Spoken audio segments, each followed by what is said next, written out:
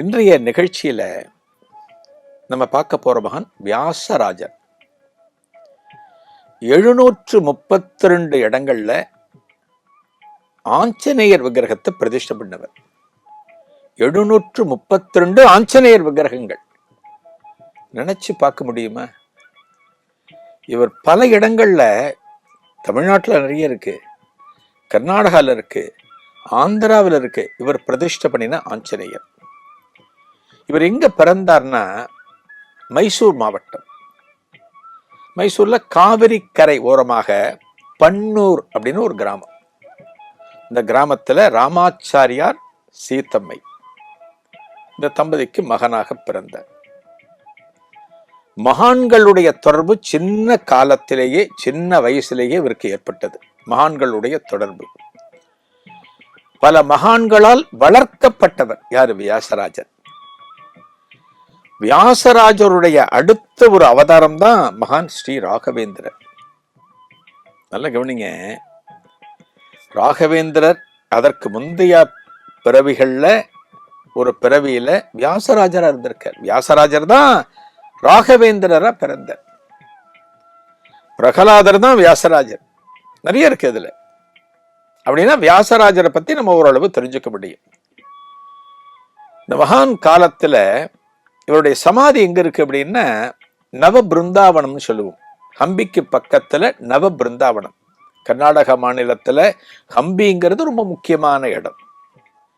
ஹம்பிங்கிறது அந்த ஹொய்சால மன்னர்களுடைய பல நினைவு பொக்கிஷங்கள் இன்னைக்கும் ஹம்பி சுற்றுவட்டார பகுதியில் காணப்படுகிறது.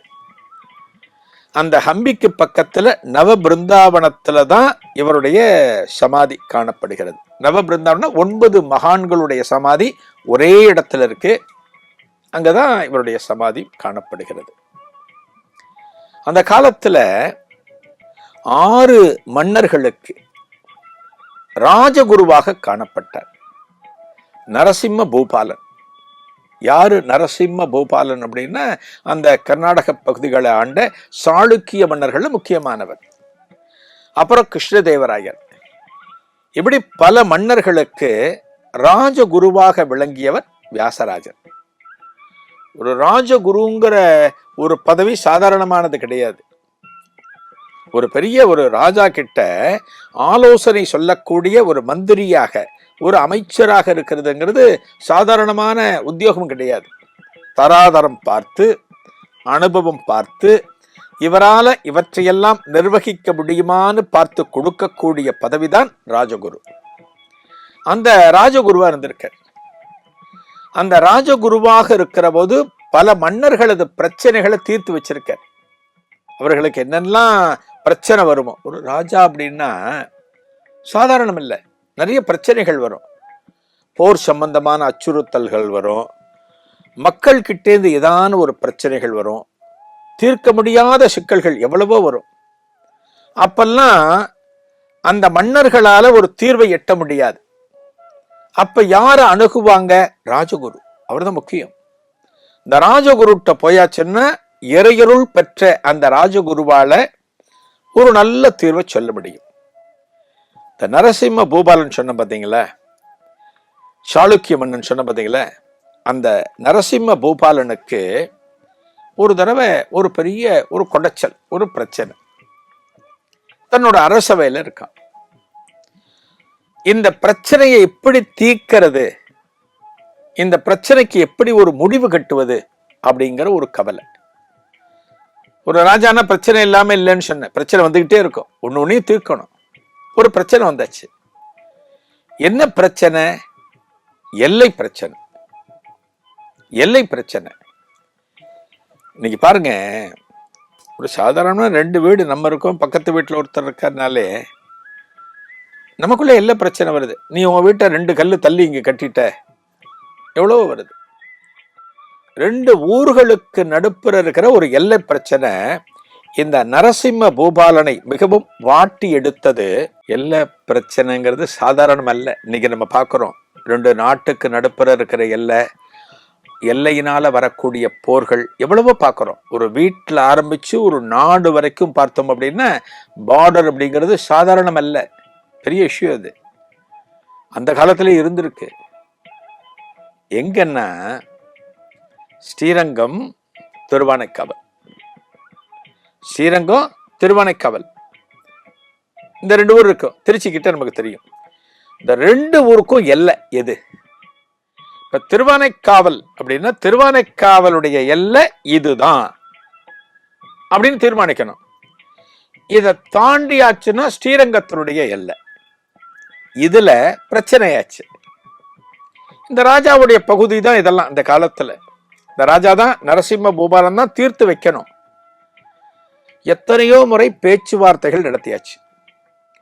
அந்த 2 ஊர்க்காரங்களையும் உட்காத்தி வச்சு பேசியாச்சு. இது வரைக்கும் உங்க இல்லை, இதுக்கு மேல அவங்க இல்லை. ஆனா 2 பேரும் ஒத்துக்கல. 2 பேரும் ஏத்துக்கல.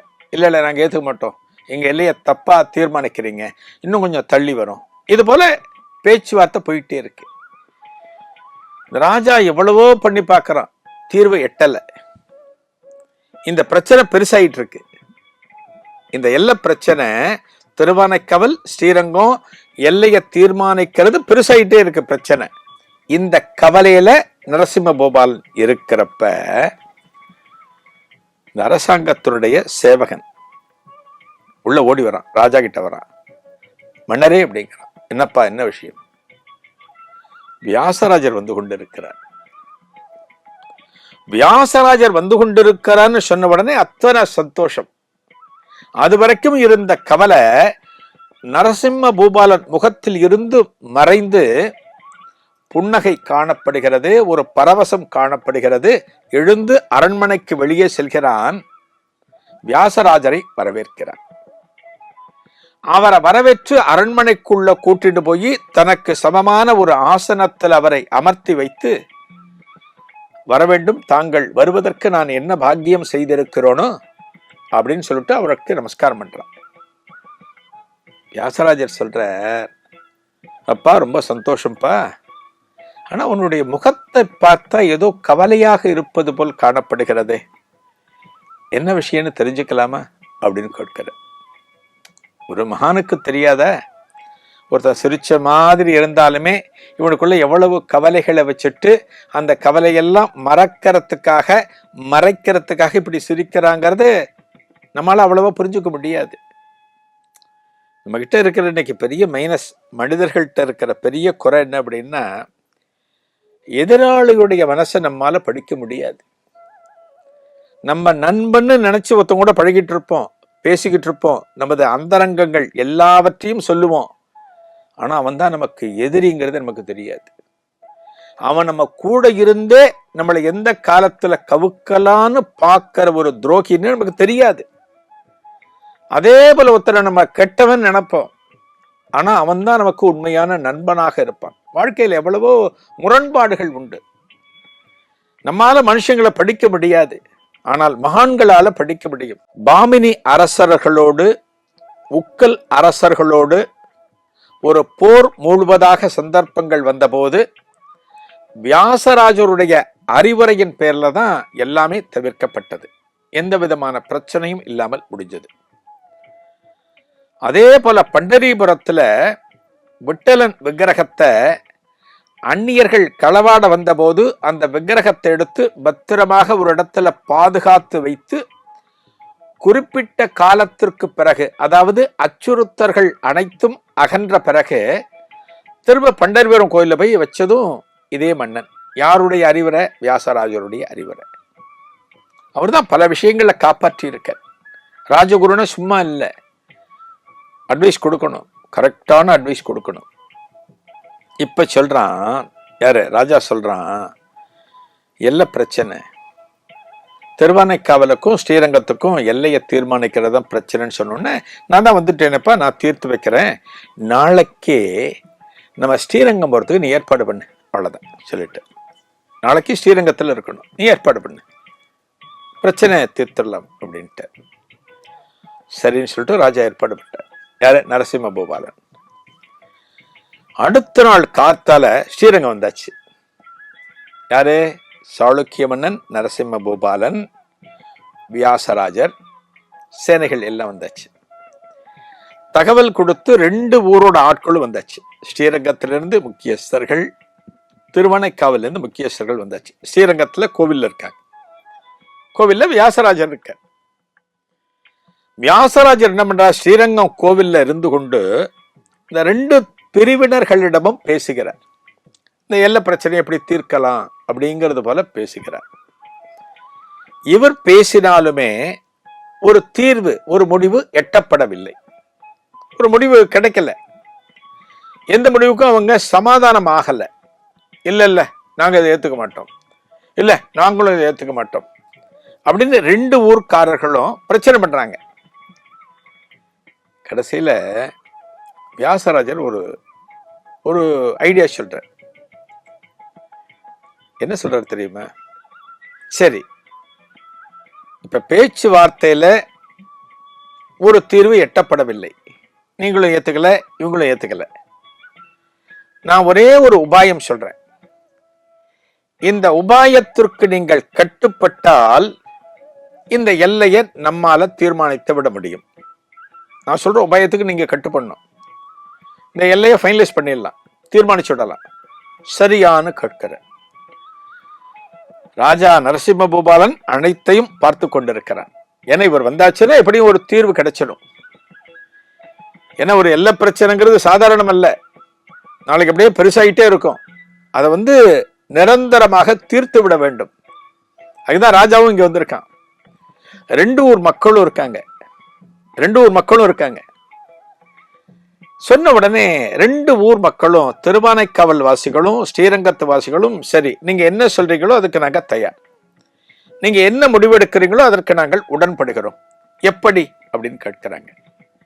அப்ப சொல்றார் யார்? வியாசராஜர் சொல்றார், நம்ம இப்ப இருக்கிற இடம் ரங்கநாதர் ஆலயம், ரங்கநாதருடைய திருச்சன்னதி. ரங்கநாதர் சன்னதிக்கு வாசல்ல தான் இது நடக்கிறது. கோவில்ல வாசல்ல நடக்கிறது. இந்த இடத்தில் இருந்து எவரேனும் ஒரு அன்பர் ஓட வேண்டும். மூச்சை பிடிச்சுண்டு, நல்ல கவனிங்க, மூச்சை பிடிச்சுண்டு ஓடணும். அடுத்த மூச்சை எந்த இடத்தில் அவர் விடுகிறாரோ அதுதான் ஸ்ரீரங்கத்தின் எல்லை. அதனுக்கு பிறகு வருவது திருவானைக்காவல் அப்படிங்கிறார். நம்ம பிராணாயாமம்லாம் பார்த்தீங்கன்னா, பிராணாயாமம் பயிற்சி எல்லாம் இது போன்றதுதான். கும்பக பிராணாயாமம் அப்படின்னு ஒன்று இருக்கு. மூச்சை அடக்கி செய்யக்கூடிய ஒரு பயிற்சி. இதெல்லாம் யோகக்கலை தெரிஞ்சால்தான் இதெல்லாம் நமக்கு கைப்படும். யோகக்கலை தெரியாம நம்ம மூச்சை பிடிச்சி இழுத்து நிறுத்தணும்னா இட உடமாயிடும். அதெல்லாம் பயிற்சிகள்லாம் சாதாரணமா செய்யக்கூடாது. இவர் சொல்றார், மூச்சை பிடிச்சிட்டு ஒருத்தன் ஓடணும். எந்த இடத்துல மூச்சு விடுகிறாரோ அதுதான் ஸ்ரீரங்கத்தின் எல்லை. அதன் பிறகு திருவானைக்காவல். எல்லாம் சரின்ட்டாங்க. சரி, இது எங்களுக்கு ஏற்புடையதாக படுகிறது அப்படின்ட்டாங்க. யாருன்னு ஒருத்தர் ஓடணும், ஒரு ஸ்ரீரங்கவாசி ஓடணும். ஏன்னா அவர் மூச்சு அடக்கி பல தொலைவு ஓடினார்னா அது வரைக்கும் ஸ்ரீரங்கத்தினுடைய எல்லை. யாரு ஓடுறதுன்னு கேட்கறாங்க. யாரும் ஓடுறதுக்கு தயங்குறாங்க. இன்னும் கொஞ்ச தூரம் ஓடி மூச்சு விடும்படி ஆயிடுச்சுன்னா ஸ்ரீரங்கத்தினுடைய எல்லை குறைஞ்சு போயிடும். எல்லாம் யோசிக்கிற போது வியாசராஜர் சொல்றார், நானே ஓடுகிறேன். இந்த ஸ்ரீரங்கத்தினுடைய எல்லையை தீர்மானிப்பதற்கு நானே ஓடுகிறேன் அப்படின்னு சொன்ன உடனே எல்லோரும் சம்மதிக்கிறார்கள். எல்லாம் சம்மதிக்கிறாங்க. வியாசராஜர் என்ன பண்றார்? கும்பக பிராணாயாமம் சொன்ன பார்த்தீங்களா, அது மூச்சு அடக்கிற ஒரு பயிற்சி. அந்த கும்பக பிராணாயாம முறைப்படி மூச்சை அடக்கி ரங்கநாதரை வணங்கிவிட்டு அரங்கநாதர் திருச்சன்னதியில் இருந்து ஓட ஆரம்பிக்கிறார் வியாசராஜர். அவர் எந்த இடத்துல போய் நின்று அடுத்து மூச்சு விடுகிறாரோ, மூச்சை விட்டாரோ அதுவரை திருவரங்கத்தின் எல்லை என்று அந்த நாளிலே குறிக்கப்பட்டது. அதுதான் இன்னைக்கும் இருக்கு. கரெக்டா ஒரு இடத்துல மூச்சு விட்டார், அதுதான் ஸ்ரீரங்கத்தினுடைய எல்லை. அதன் பிறகு திருவானைக்காவல் பகுதி என்று தீர்மானிக்கப்பட்டு எந்த இடத்துல கடைசியா நின்னாரோ அந்த இடத்துல ஒரு ஆஞ்சநேயர் விக்கிரகத்தை பிரதிஷ்டை பண்ணினார் வியாசராஜர். சொன்ன பார்த்தீங்களா, 732 ஆஞ்சநேயர் விக்கிரகங்களை இந்த தேசத்துல பல ஊர்கள்ல பிரதிஷ்டை பண்ணியிருக்கார் வியாசராஜர். அப்படின்னா ஆஞ்சநேயர் விக்கிரகம் தான் நமக்கு ஞாபகத்துக்கு வரணும். அந்த அளவுக்கு ஆஞ்சநேயர் வடிவங்களை பிரதிஷ்டை பண்ணியிருக்கார். இன்னொரு விஷயம், இவர் பிரதிஷ்டை பண்ணின ஆஞ்சநேயர் விக்கிரகங்கள் எல்லாவற்றுக்கும், பெரும்பாலும் அப்படிதான் நினைக்கிறேன், எல்லா விக்கிரகங்கள்லையும் வால்ல மணி இருக்கும். ஆஞ்சநேயரோட வால் இருக்குல்ல, அதுல மணி இருக்கும், மணி கட்டி இருக்கும். நீங்க எந்த ஊர்ல ஆஞ்சநேயருடைய வால்ல மணி கட்டி இருக்கோ நீங்க சொல்லலாம் இது அநேகமா வியாசராஜரால பிரதிஷ்டை பண்ணதாத்தான் இருக்கும் அப்படின்னு நீங்க சொல்லலாம். அந்த அளவுக்கு பண்ணிருக்க. இங்க ஒரு விக்கிரகத்தை பிரதிஷ்டை பண்ணினார், ஆஞ்சநேயர் விக்கிரகத்தை பிரதிஷ்டை பண்ணினார். அந்த ஆஞ்சநேயருக்கு பேரே என்ன தெரியுமா? எல்லை ஆஞ்சநேயர்னு பேர். எல்லை ஆஞ்சநேயர்னு பேர். ஸ்ரீரங்கத்துல ஒரு குறிப்பிட்ட தினத்தன்று உற்சவர் பெருமாள் புறப்பட்டு இந்த எல்லை ஆஞ்சநேயர் கோயிலுக்கு வருவாராம். இன்றைக்கும் நடக்கிறது, இன்றைக்கும் நடக்கிறது. இது ஓடி நின்று இதுதான் எல்லைன்னு தீர்மானிச்ச உடனே ஸ்ரீரங்கம் வாசிகளும் திருவானைக்காவல் வாசிகளும் அதை ஏற்றுக்கொண்டு ஒப்புக்கொள்கிறார்கள். அதன் பிறகு ராஜா நிம்மதியா மூச்சு விடுறான். ஆஹா, மிகப்பெரிய பிரச்சனைய தீர்த்து வைத்து விட்டீர்கள்னு வியாசராஜரை பார்த்து வணங்குகிறான். அந்த பிரச்சனையை தீர்த்து வச்சது, ஒரு எல்லை பிரச்சனையை தீர்த்து ஒரு முடிவுக்கு கொண்டு வந்தது வியாசராஜர். வியாசராஜர் இவருடைய குரு ஸ்ரீபாதராயர். அவர் தொடர்பான ஒரு நிகழ்வு நம்ம கேட்டோம் அப்படின்னா ரொம்ப ஆச்சரியப்படுவோம். ஒரு நாளைக்கு குருவினால பூஜை பண்ண முடியல.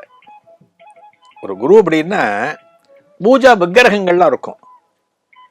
இப்ப காஞ்சி காமகோட்டி பீடம் அப்படின்னா சந்திரமௌலீஸ்வரர், திருவர் சுந்தரி பூஜை தினமும் நடக்கும், 3 காலம் நடக்கும்.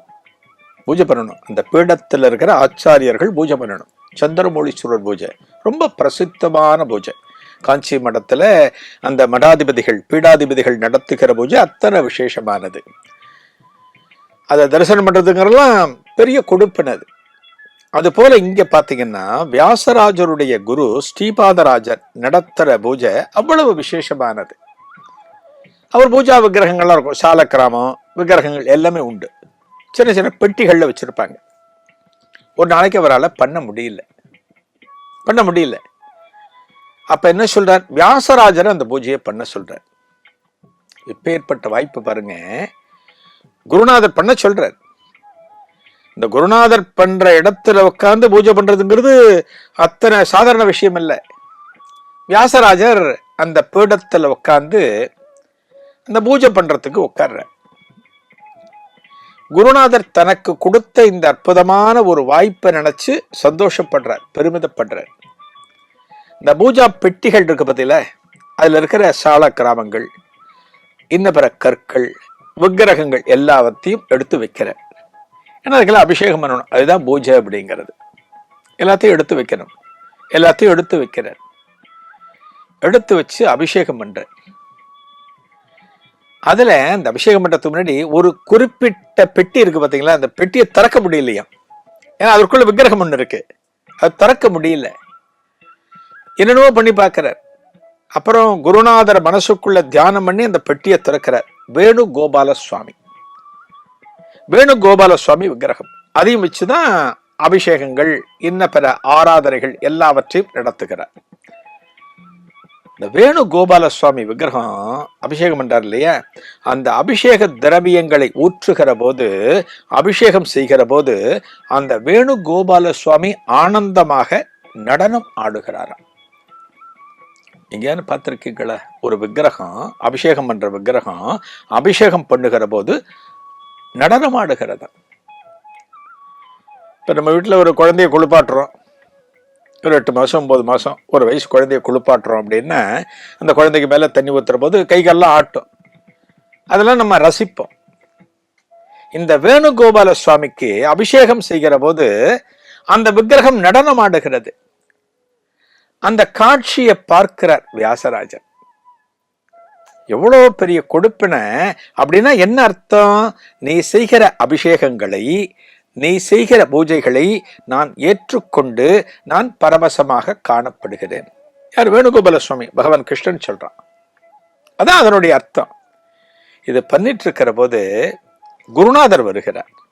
யார்? ஸ்ரீபாதராஜர் வர்றார். அவர் வந்து இந்த காட்சியை பார்க்கிறாராம்.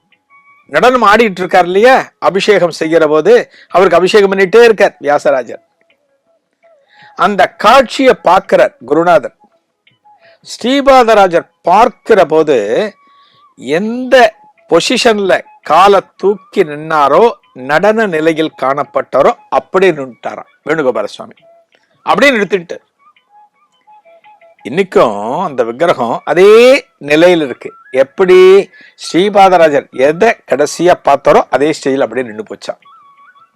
அப்படின்னா இந்த மகான்கள் அத்தனை பேருமே தெய்வத்துடன் வாழ்ந்திருக்கிறார்கள். தெய்வத்துடன் வாழ்ந்திருக்கிறார்கள். நம்ம சொல்றோம் இல்லையா, காஞ்சி மகாபெரியவர் சொல்றோம், காஞ்சி காமகோட்டி பீடத்தினுடைய 68வது பீடாதிபதி காமாட்சியோட சொரூபம் அப்படிம்போம். காமாட்சியாகவே வாழ்ந்தார்னு நம்ம சொல்றோம், எவ்வளவோ சொல்றோம். இந்த மகான்கள் அத்தனை பேருமே தெய்வத்தின் சொரூபமாக காணப்பட்டார்கள். அப்படிதான் அந்த வேணுகோபால சுவாமி அப்படிதான் இவருக்கு காட்சி கொடுத்திருக்கார். இப்பேற்பட்ட மகான் வியாசராஜரது பிருந்தாவனத்தை அவசியம் தரிசனம் பண்ணணும். 92 வயசு வரைக்கும் வாழ்ந்தார். 732 இடத்துல ஆஞ்சநேயர் விக்கிரகங்களை பிரதிஷ்டை பண்ணினார். இதெல்லாம் சாதாரணமானது அல்ல. இவருக்கு அடுத்ததுதான் இவர் தான் ராகவேந்திரராக பிறந்தார். இப்படி நிறைய கதைகள் இந்த மகானை பற்றி உண்டு. வியாசராஜரின் அருள் அனைவருக்கும் கிடைக்க வேண்டும் என்று இந்த வேளையில் பிரார்த்தித்துக் கொள்கிறேன்.